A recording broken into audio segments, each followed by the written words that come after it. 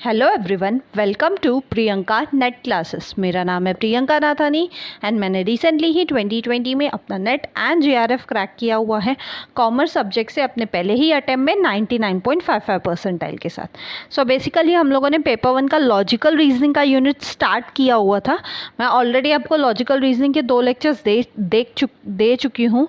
अगर आप में से किसी ने वो 2 लेक्चर्स नहीं देखे हैं सो आप क्या कर सकते हैं, मेरे इस YouTube channel Priyanka net classes पे आपको लॉजिकल रीजनिंग की एक प्लेलिस्ट मिलेगी।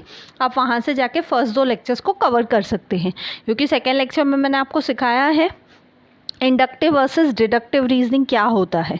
अब इस लेक्चर में हम लोग कौन सी रीजनिंग को डिस्कस करने वाले हैं? अबडक्टिव रीजनिंग। अब अबडक्टिव रीजनिंग क्या है वो हम पूरा अच्छे से समझते हैं। सो इसलिए इस लेक्चर को एंड तक देखेंगे। चलिए स्टार्ट करते हैं। सो अबडक्टिव रीजनिंग किसने दिया था? ये कंसेप्ट किसने दिया था हमें? चार्ल्स सैंडर्स पियर्स ने। अब ये स्टार्ट कहाँ से होता है? इनकम्प्लीट ऑब्जर्वेशन से। यानी यहाँ पे जो इंफॉर्मेशन मिलती है हमें वो कैसी रहती है? इनकम्प्लीट मिलती है, अधूरी इंफॉर्मेशन मिलती है। और वो इनकम्प्लीट इंफॉर्मेशन, इनकम्प्लीट ऑब्जर्वेशन से हम लोग कहाँ पे जाते हैं? हम लोग बेसिकली एंड कहाँ पे करते हैं उसको? बेस्ट प्रेडिक्शन से।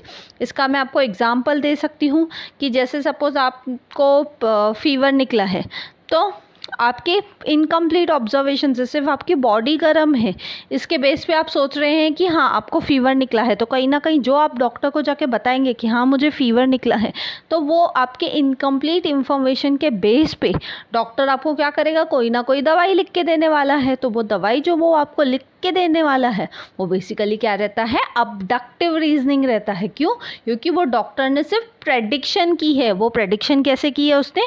आपकी इनकम्प्लीट इंफॉर्मेशन, आपने जो भी उस डॉक्टर को इंफॉर्मेशन प्रोवाइड की है उस इंफॉर्मेशन के बेस पे उसने क्या किया है? बेस्ट प्रेडिक्शन की है, बेस्ट गेस वर्क किया है।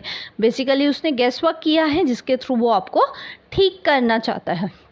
इसलिए बोला जाता है अबडक्टिव रीजनिंग क्या हो सकती है? ट्रू हो भी सकती है, नहीं भी हो सकती है। यानी जो आपने प्रेडिक्शन किया है वो ट्रू भी हो सकता है आपको जो दवाई लिख के दे डॉक्टर उससे आप ठीक हो जाए 1-2 दिन में। हो सकता है आपको दवाई लेने के बाद भी आप उससे ठीक ना भी हो। यानी अबडक्टिव रीजनिंग का कंसेप्ट कैसा रहता है?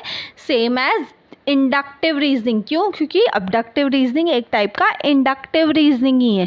क्यों इंडक्टिव रीजनिंग है? क्योंकि यहाँ पे भी क्या होती है? डिस्कवरीज होती है। डिस्कवरीज यानी कुछ नया क्रिएट होने की बात होती है। लेकिन अबडक्टिव और इंडक्टिव का डिफरेंस क्या है? अबडक्टिव में क्या होता था? हमेशा इनकम्प्लीट इंफॉर्मेशन मिलती थी।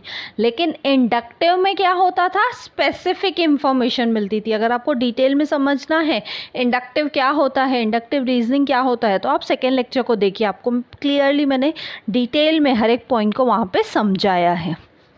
सो this was all about abductive reasoning. Abductive reasoning basically किसने दिया था? पियर्स ने दिया था।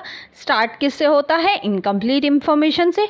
एंड किस पे होता है? बेस्ट प्रेडिक्शन पे या बेस्ट गेस वर्क पे। और ये हो भी सकता है ट्रू, नहीं भी हो सकता है। यानी ये एक टाइप का इंडक्टिव रीजनिंग है। So this was all about abductive reasoning. So thank you. मिलते हैं नेक्स्ट वीडियो में। अगर आपको वीडियो अच्छा लगा तो प्लीज़ लाइक कीजिए, कमेंट करके मुझे ज़रूर बताइए एंड ज़्यादा से ज़्यादा लोगों तक शेयर कीजिए, बिकॉज नॉलेज बांटने से ही बढ़ती है। एंड सब्सक्राइब कीजिए, बिकॉज डेली मैं 2-2 वीडियो लेक्चर्स डाल रही हूँ आपके लिए।